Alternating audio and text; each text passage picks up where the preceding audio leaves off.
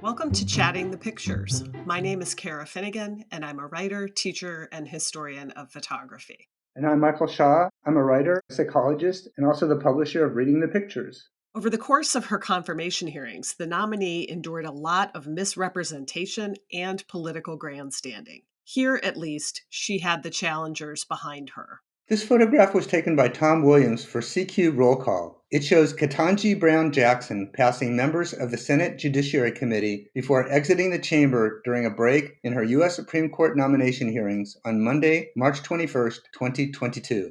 During the breaks, Jackson needed to walk behind the upper section where the senators were seated, going by the Republicans first before exiting in a far corner. The first thing I notice about this photo is she really has to run a kind of gauntlet here, right? That in order to get where she needs to go, she needs to walk by this group of people. And here she's really encircled by a group entirely of men. Everyone who appears in the frame of this photograph, apart from Judge Jackson, appears to be a man. And in particular, the person we might call her hearing tormentor, Ted Cruz, is casually chilling out in his seat in the background of the photo. So it's really not too much of a leap to read this image as a metaphor of the challenges that the nominee faced at the hearing.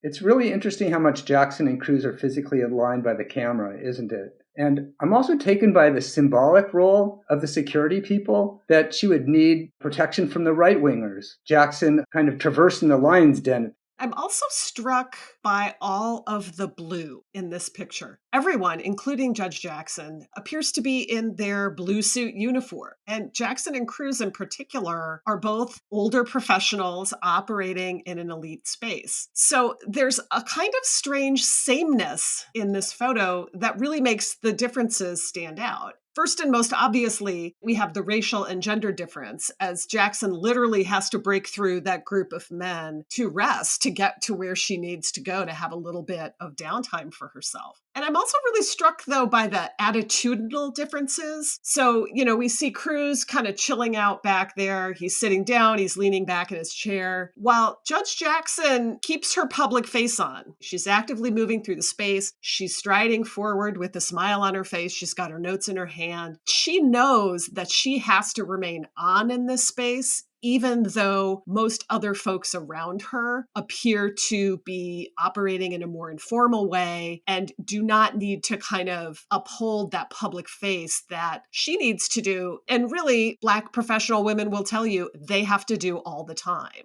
Yeah, I think that's a really good point. And there was a photograph that we tweeted that actually showed Judge Jackson about as frustrated as she would allow herself. And what you saw in the picture was a slight grimace on her face. But what was more interesting, besides her looking down, was her actually twisting the ring on her finger. I think that was about it in terms of how far she could go. In this photograph, Jackson seems very alone, right? As you say, as she moves through this mass of Republicans. But those who watched the hearing and those who looked at other photographs know that she had a lot of support, particularly support from her family there. And there are a number of photos of her parents, of whom she spoke reverently and lovingly about the way that they raised her and encouraged her accomplishments. Images of her husband and daughters sitting behind her for all of those days of the hearing as well. And then, of course, there's the photograph by Sarah Beth Manny of the New York Times of Judge Jackson's daughter looking so lovingly and warmly at her mother. It's not only that her daughter is looking on proudly and lovingly at her mother, but it's that in her daughter's face, you can really see there's a kind of clarity of understanding about just what her mother is about to become.